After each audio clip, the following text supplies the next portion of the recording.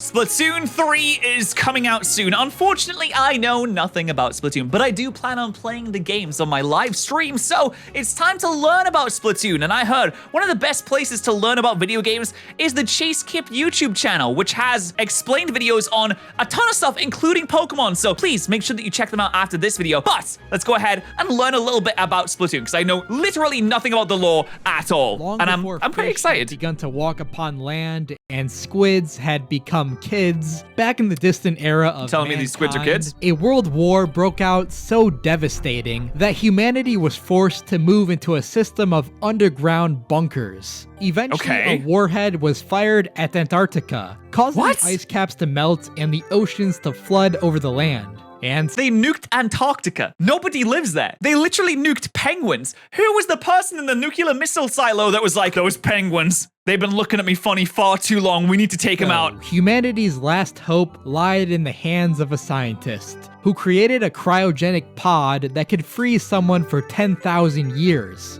But when met with the moral dilemma of whether to save all of humanity or to save his pet cat Judd, he chose his cat.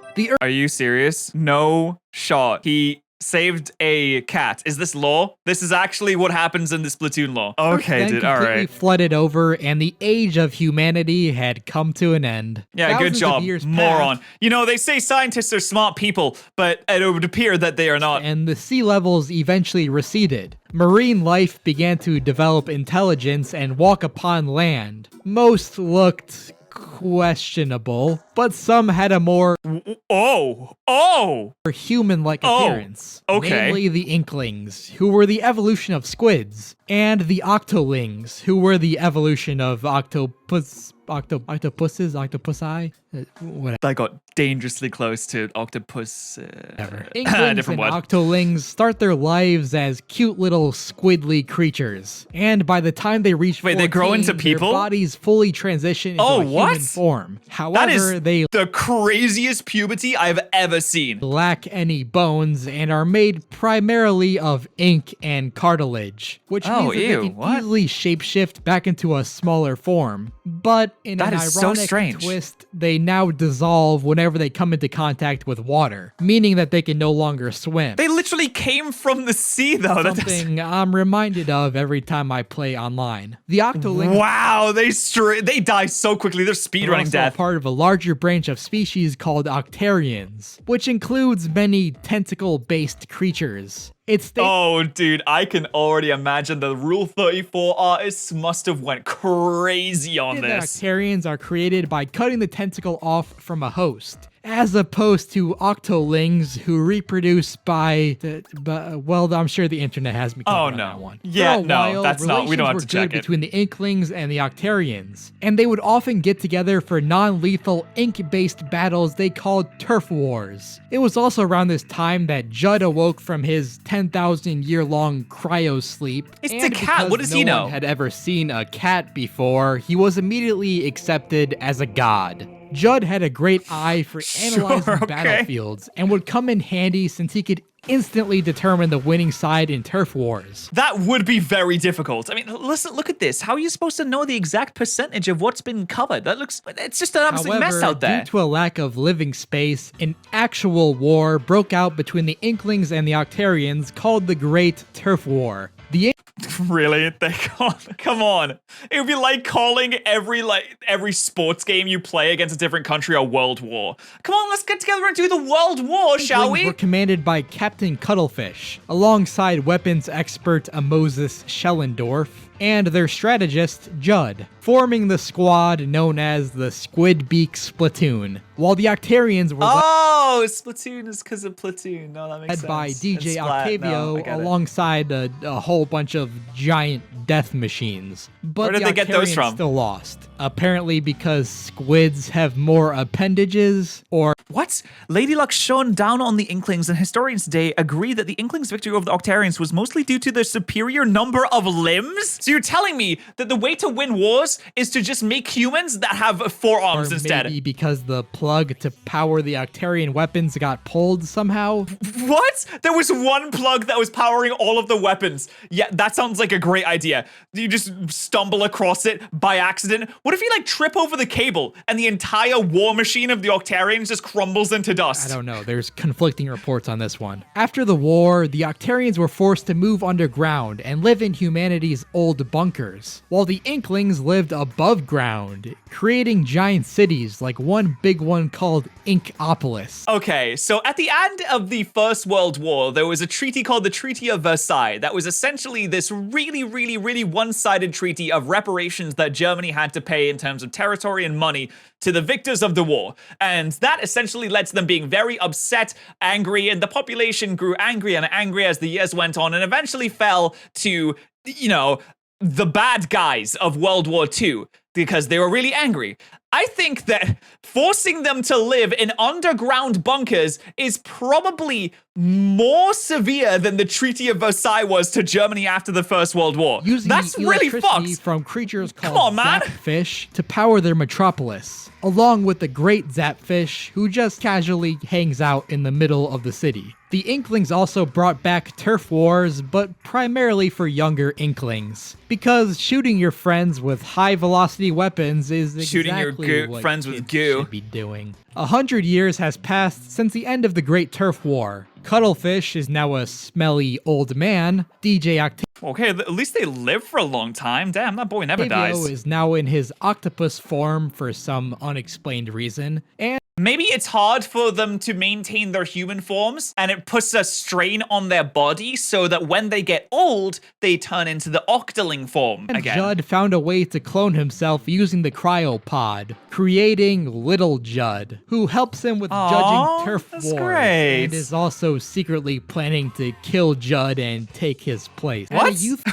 that's canon lore? What the hell is singing going on? competition, a girl named Pearl had a voice so powerful that she destroyed the venue and was disqualified from the event. The winners were Callie and Mary, the grandchildren of Captain Cuttlefish, who used their success of course. to kickstart their singing career, where they called themselves the Squid Sisters, despite actually being cousins. It really tells us something that when you go to search for Squid Sisters and you click space on that, the first suggestion that comes up is Squid Sisters' age. At least 17 and likely 19 by Splatoon 2. Oh, okay, yeah, I wonder why everyone was asking how old they were. Interesting. They were also hired to host Splatfests, which are friendly competitions that pits two sides against each other over random topics, with the Inklings competing for a chosen side using turf wars to decide on a victor. While it may seem like good, harmless fun, laws will literally get passed based on the winners of these competitions. Meanwhile, a sad Pearl that seems left like, to go you know, who needs democracy, guys? Am I right? Who needs democracy? Come on now, we don't off need into the mountain where no one could hear her sing. sad. Meanwhile, deep underground, the Octarians made the best of their situation by lining the walls of their domes with giant LCDs to simulate outside life. But they eventually ran out of power. The energy bill's gonna be crazy on that one. Probably related to the giant LCDs. And Yeah. so DJ Octavio created brainwashing goggles that he used on the Octolings and sent them above ground to steal To do all terrorism. the Zapfish from Inkopolis, using their electricity stealing. to No, that's power fine. his Octarian weapon, and sucking the great Zapfish inside of his giant turntable death machine.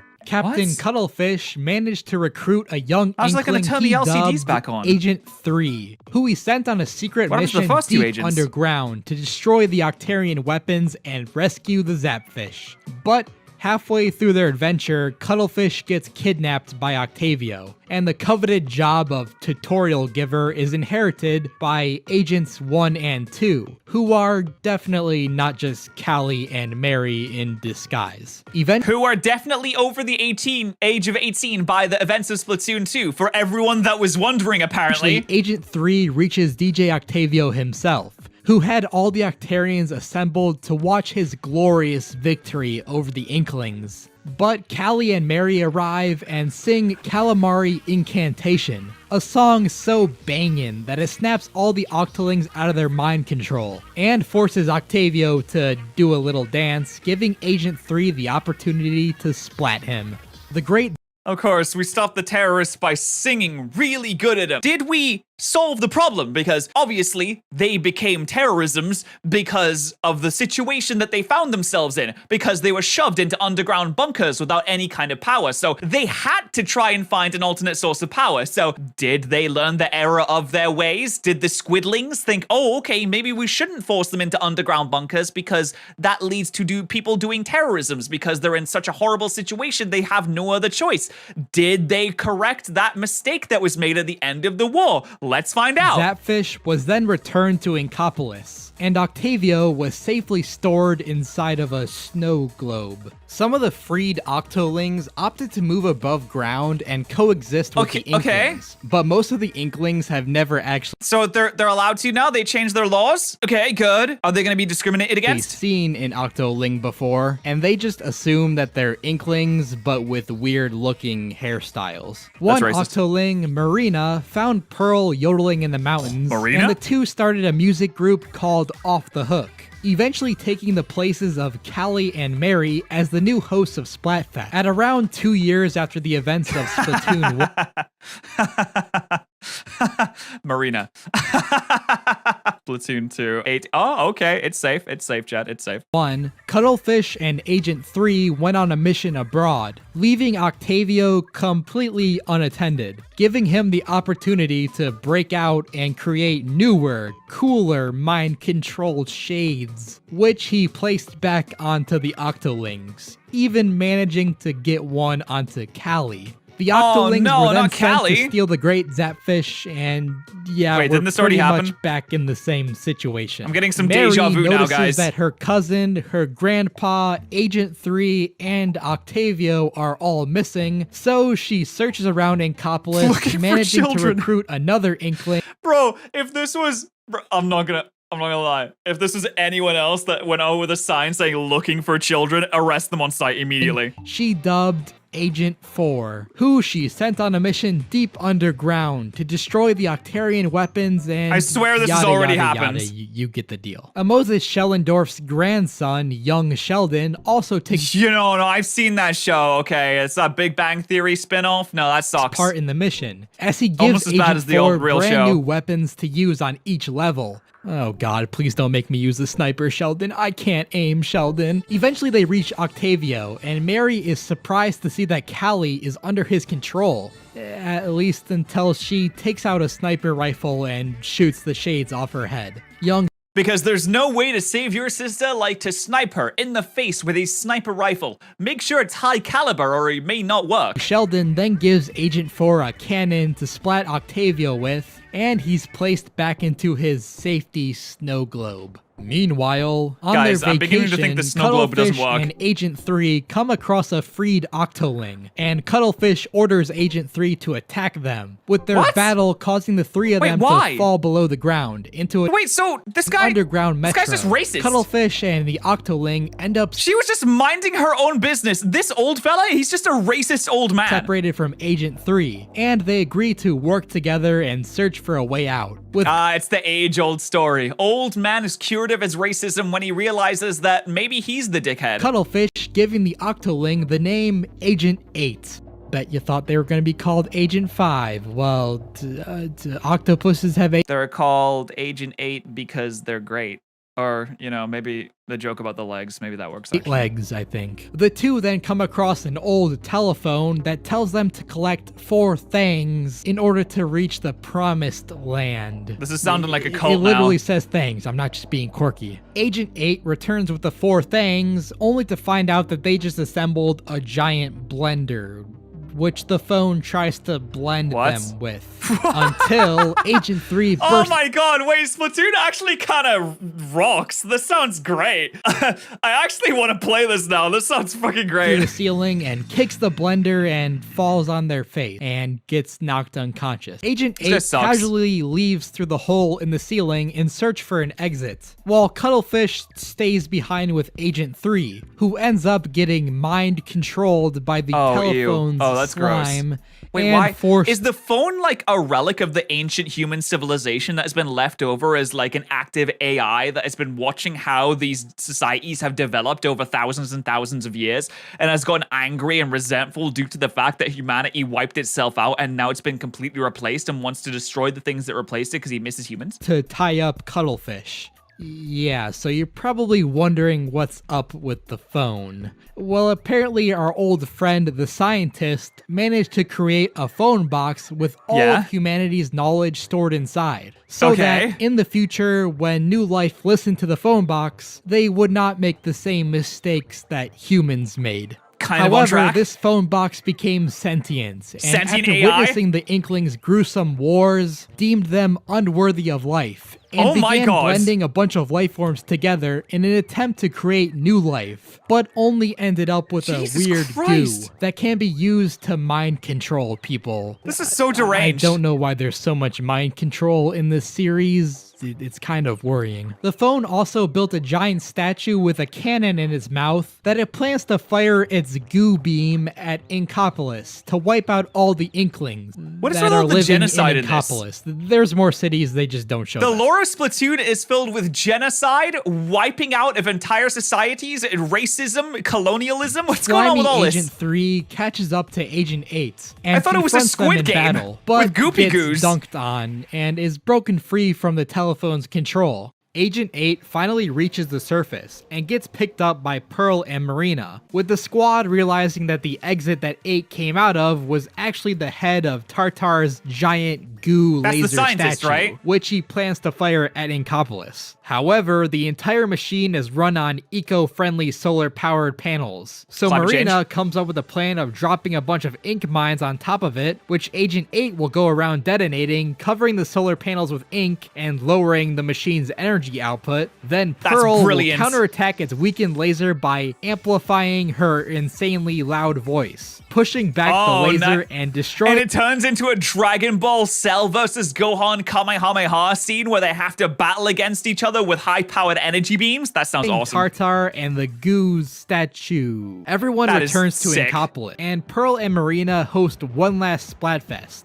Chaos versus Order. Chaos wins because Splatoon players are demons, and that's where we are now. With our current info on Splatoon 3 being that it takes place in some post-apocalyptic Paris. Chaos now I got one last thing to say, since I think it's going to be relevant to the plot of Splatoon 3. And I've already put too much effort into this video, so I'm just going to be This looks like Borderlands from now on. There exists a tribe of evolved salmon called salmonoids. Salmonoid eggs are super valuable as a source of energy. The Salmonoids and the Octarians have a trade agreement where the Octarians get some of their eggs to power their machines. And we already know that the Inklings love doing genocide and they love doing racism, so they're just gonna, what they're gonna do is they're gonna do killing on all the Salmonoids to harvest their eggs by force. Wait, are the Inklings America? Which is why you see them all over the Octarian bases. And the Salmonoids get Octarian weapons, which they can use to protect their golden eggs.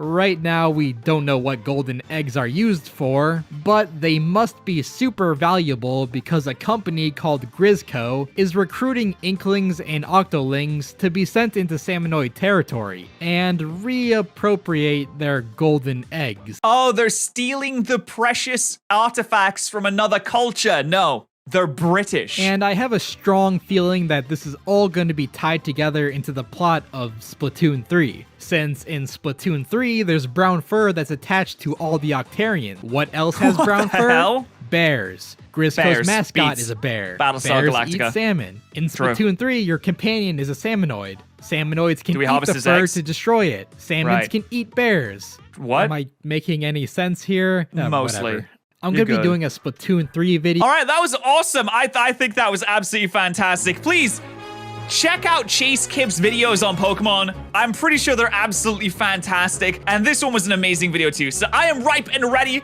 for Splatoon 3. Thank you, Chase, for this wonderful, wonderful video. I'm ready to go. Probably going to stream it on my channel.